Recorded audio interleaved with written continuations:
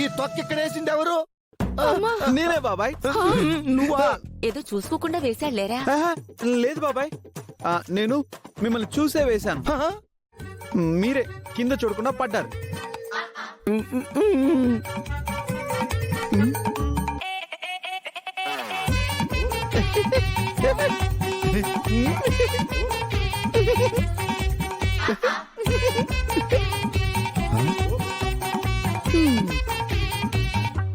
ఏమండి, పైన పైన పైన చూసుకోండి. పైనే ఉంది నీ బొంద. నెత్తిమి చూసుకోవయ్యా.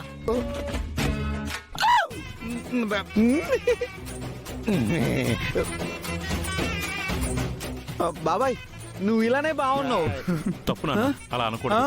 ఏం కాదు డాడీ, నేను బాబాయ్ని ఏమైనా అనొచ్చు. పెద్దవాళ్ళు కదా. తప్పు నాన్న, నువ్వు పద చెప్తాను. బాబాయ్, నువ్వు ఎవరి మాట నమ్మద్దు, నువ్వు అలాగే బాగుంటావు. డాడీ, బాబాయ్ హెయిర్ స్టైల్ చాలా బాగుందంటే మీరెందుకు? పెద్దవాళ్ళని అలా అనకూడదు నాన్న. వాళ్ళేం పెద్దవాళ్ళు కాదు డాడీ. అలా మాట్లాడకూడదునా? తప్పని చెప్పానా?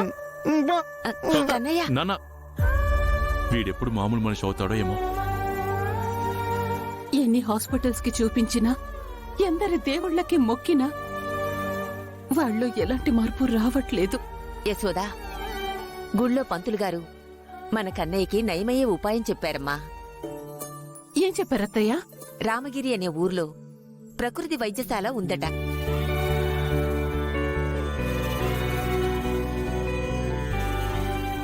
అక్కడికి మన కన్నయ్యని తీసుకువెళ్తే మంచి జరుగుతుందని చెప్పారమ్మా. వాడు మామూలు మనిషి అయితే మన బండారం బయట పడుతుంది. తర్వాత మనం రోడ్డున పడాలి. నేనుండగా వాడు మామూలు మనిషి ఎలా అవుతాడు? ఏదో ఒక మంట పెట్టి వాళ్ళ ఆశల్ని అంటించేను. నెత్తిమిది నీ విగ్గేదయ్యా.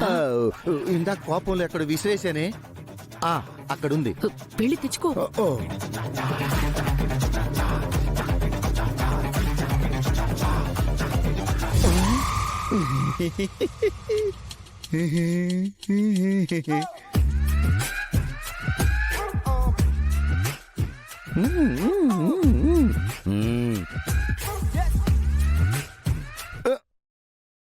ఇదేంటి గుంజితే ఎనిక్కి రావడం లేదు?